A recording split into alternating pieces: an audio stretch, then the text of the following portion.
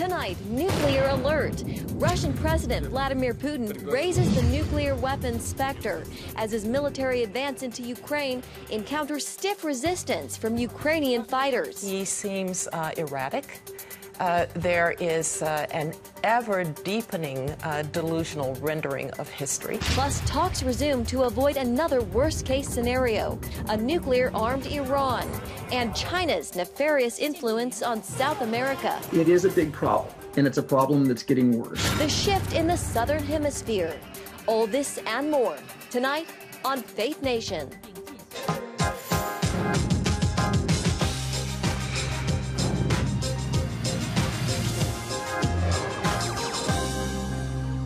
The world rallying against Russia as it ups the ante on its threats of nuclear war. Good evening in Washington, D.C. I'm Jenna Browder. Tonight, Russian nuclear forces are on high alert. The Russian military stymied by Ukrainian fighters in their onward advance on the capital city of Kyiv. This as nearly 500,000 citizens flee Ukraine. After 5 days of war, the people of Ukraine are holding off Russian forces in the city of Kharkiv as well.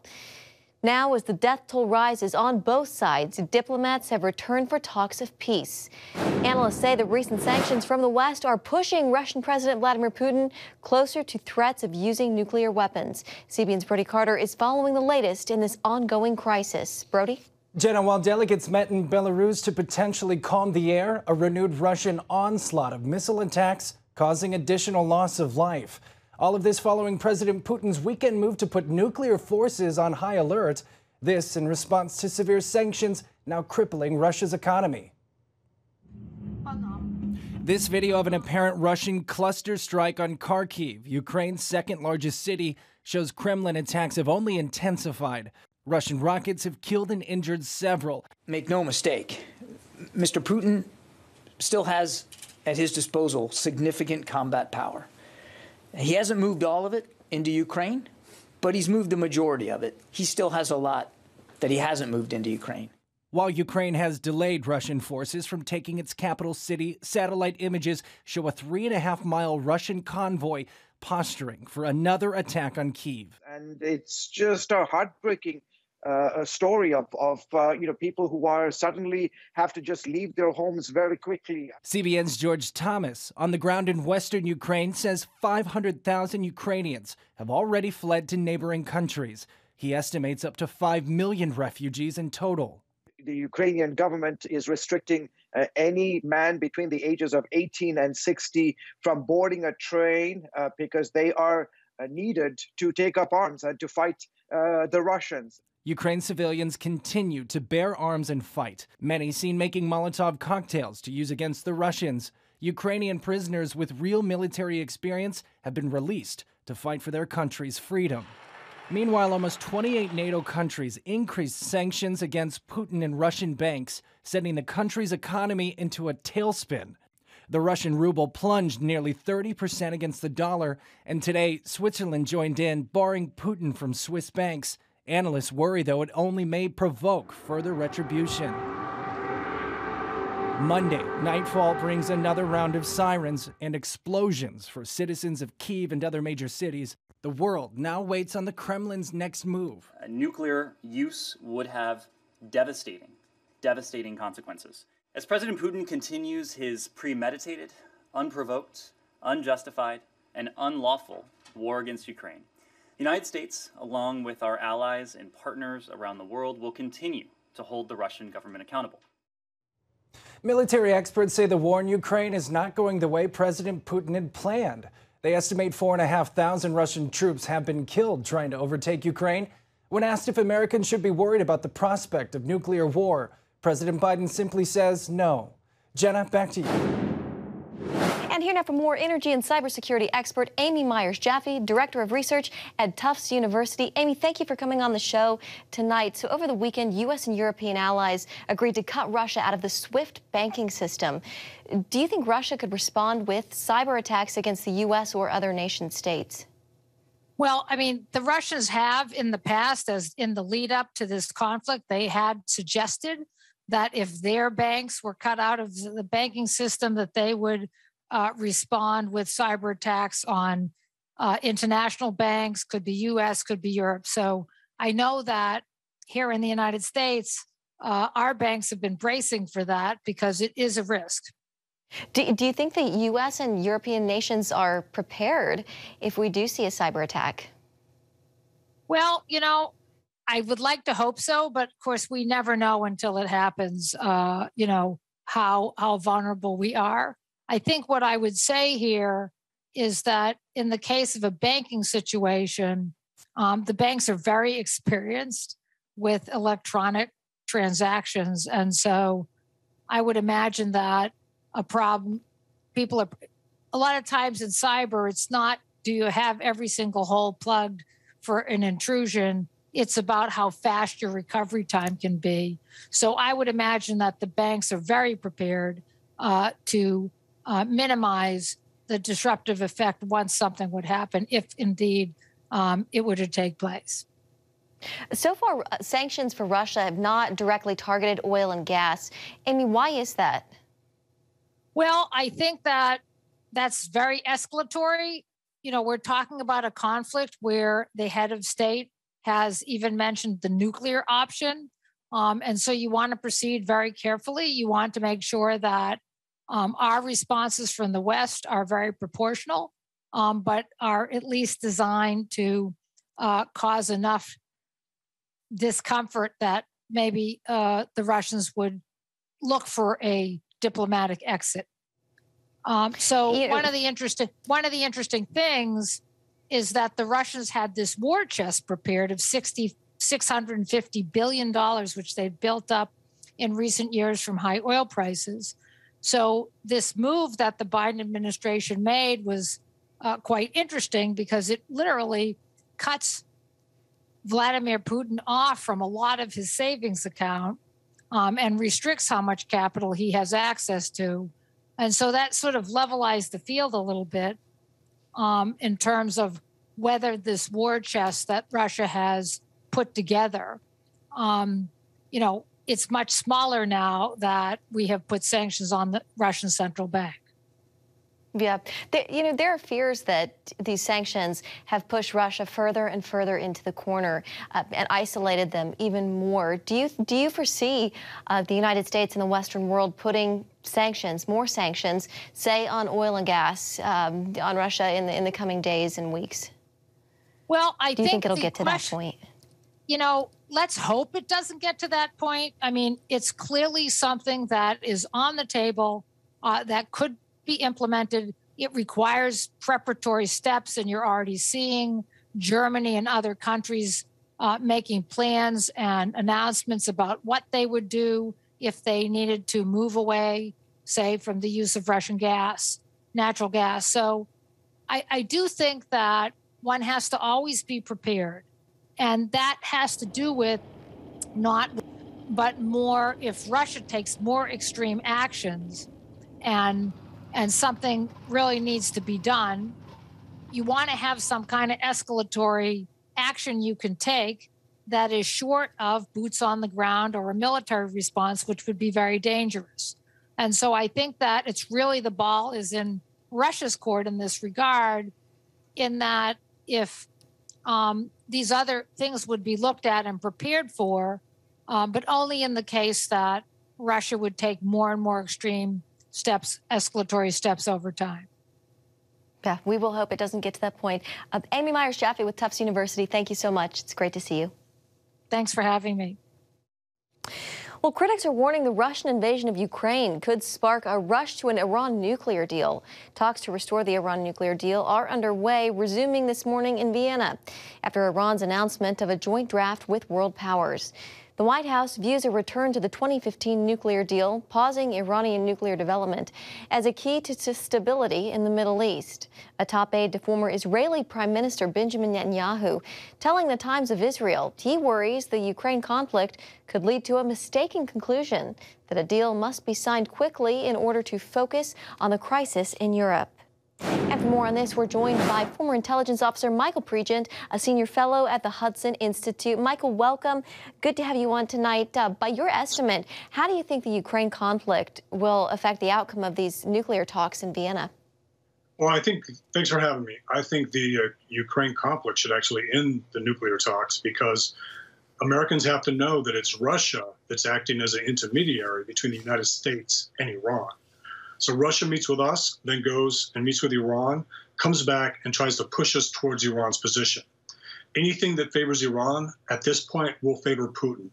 Any deal with Iran over with the JCPOA expiring in 9 short years is bad, especially when Iran is already operating at year 2028, when the whole deal expires in 2030. So I would hate to think that the Biden administration is rushing towards a deal in order to announce it at the State of the Union. That would be a bad decision. Does it help Israel that the world's attention right now is focused on Ukraine and not the Iran nuclear deal? It doesn't, because Israel is warning that behind the scenes, the Biden administration is trying to get a deal. So they're condemning Putin's actions in Ukraine, yet asking Putin to help with the JCPOA talks through his representation in Vienna. So it's bad for Israel. It's bad for the United States. It is bad for the Biden campaign if they do this, the Biden White House, because many of us will actually highlight what they're doing behind the scenes. You cannot condemn Putin in Ukraine and then ask for his help in Vienna when it comes to Iran. Right. What are the major sticking points? Go ahead. I mean, what that means is you shouldn't trust Putin to begin with. You can't condemn him in Ukraine and then expect him to somehow broker a deal with Iran. It just doesn't work that way. Go ahead. Sorry about that. Yeah, no, I was going to ask you, what are the sticking points in getting a deal agreed upon? Well, Iran will not address ballistic missiles, regional behavior. They won't let the IAEA inspect non-JCPOA sites, meaning they carved sites out of the JCPOA that they've denied the IAEA access to. And that's where they continue their nuclear program. And they want to operate at year 2028. So what that means, in year 2028, Iran, under the JCPOA, a very bad deal, is able to operate using advanced centrifuges. They're able to develop more uranium, enriched uranium, and their ballistic missile constraints expire in 2024. Now is the time to strengthen the Iran deal. When in 2015, the Obama-Biden administration told us, don't worry about sunset clauses in 2020 and 2024 and 2025, because we will have already renegotiated from a position of strength to extend those sunsets. Well, that didn't happen. Iran's not budging anywhere. We've made no concessions, and we've caved on all fronts so far. All right. Michael Pregent with the Hudson Institute, we appreciate your insights tonight. Thank you so much. Thanks for the time. And coming up, the president prepares to give his State of the Union address, and Republicans prepare their response. What some Republicans are saying ahead of the big night. Welcome back. President Biden will deliver his first State of the Union address tomorrow evening. It comes amid numerous crises at home and abroad, including the developing war in Ukraine, the lingering COVID pandemic, inflation at a 40-year high, an overwhelmed southern border, skyrocketing fuel prices, and a stalled domestic agenda. Outside the Capitol, law enforcement is preparing for the possibility of a disruptive trucker convoy arriving in Washington. This after truckers shut down part of Canada's capital for weeks to protest COVID-19 mandates. CBN's Tara Mergener is on Capitol Hill tonight, and as we count down to the president's big speech, and joins us now, Tara. Well, Jenna, there's no signs of any convoys yet. There's still chatter about whether they will or won't show up and when. But there are some long shadows in any case being cast over this State of the Union. Traditionally, this is a chance for the president to rally support behind his agenda. But by all accounts, he's going to have a tough road ahead of him tomorrow night. Now, in most cases, the State of the Union is a chance for the commander in chief to say, look at all the great things I've done. Everything was a mess until until I got here. But going into tomorrow night, it's important to point out he's lost a lot of support among core constituencies. Let's look at some of the numbers. They continue to plummet. Since taking office, support among Democrats is down for the president from 90% to 78%. Backing among independents, that's very important, has tumbled 51% to 34%.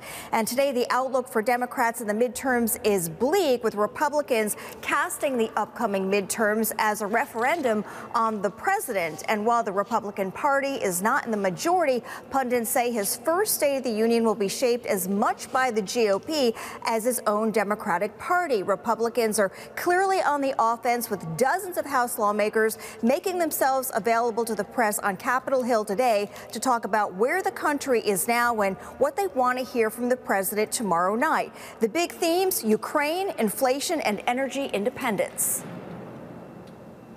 I really, truly hope that he addresses energy policy in this country. President Biden had such a severe case of Trump derangement syndrome. His first day in office, he stopped the Keystone XL pipeline from being completed.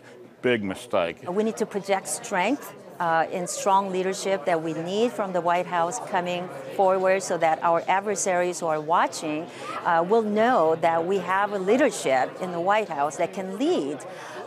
We also have domestic issues, crisis after crisis. When people woke up Saturday morning and heard the announcement that Vladimir Putin had put his nuclear forces on combat alert, I think there were a lot of prayers that were going up from many households. I know our household was.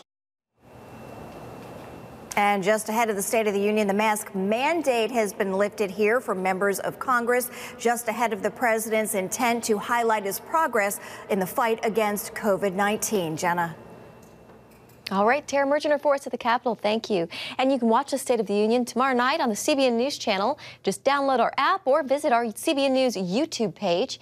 The address starts at 9 p.m. Eastern and will also carry the Republican response immediately after. Again, the State of the Union tomorrow at 9 p.m. Eastern. And we'll be right back.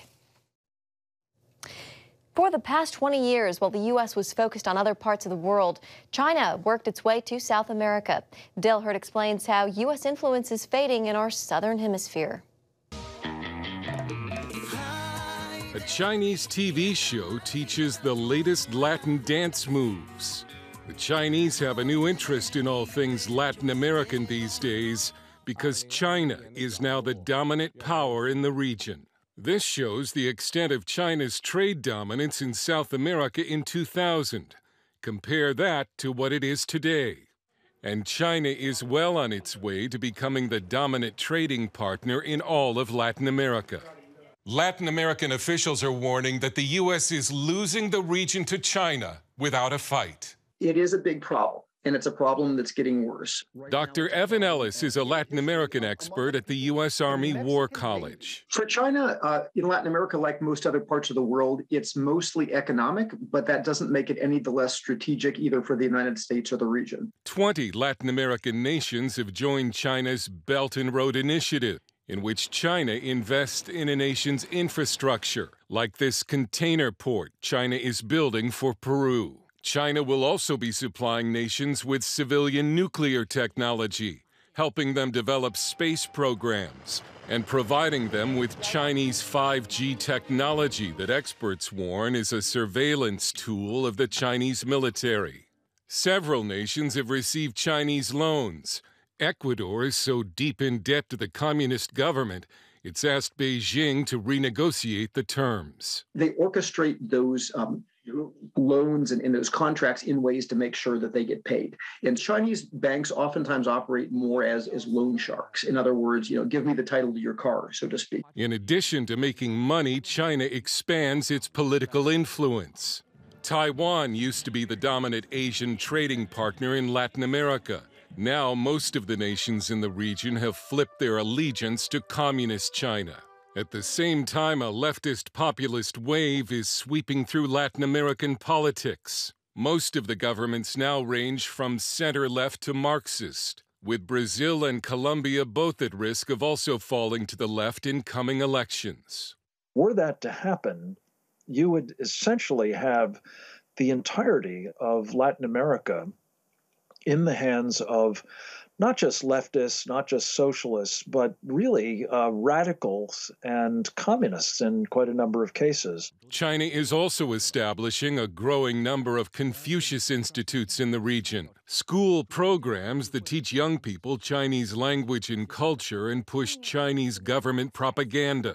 Ellis says China is also cultivating military ties here, which it could use in any future conflict with the United States. So, for example, if war ever broke out over Taiwan, they would probably not make it a war that was fought just in Asia. It's entirely possible that there would be certain anti-U.S. states in the region that might welcome China in. The White House claims it can win back the region with its Build Back Better World initiative. What the U.S. cannot do, says Ellis, is tell Latin American nations who they can and cannot trade with. The United States doesn't have a lot of great options.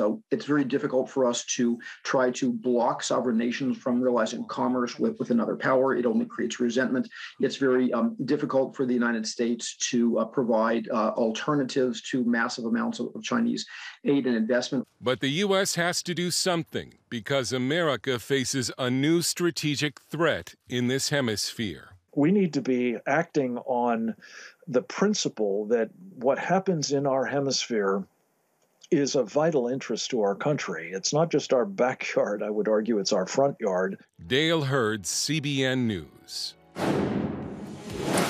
From funny to somber, still ahead, SNL strikes a serious and touching note. Finally tonight, Saturday Night Live strikes a serious tone.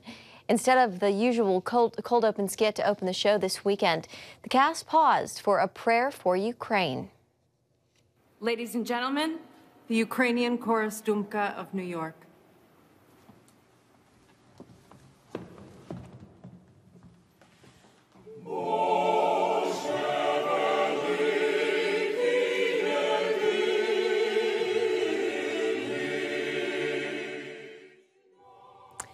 And holding off the punchlines for a moment, the prayerful protest of the Russian invasion of Ukraine broadcast across the country on NBC's longest-running sketch series.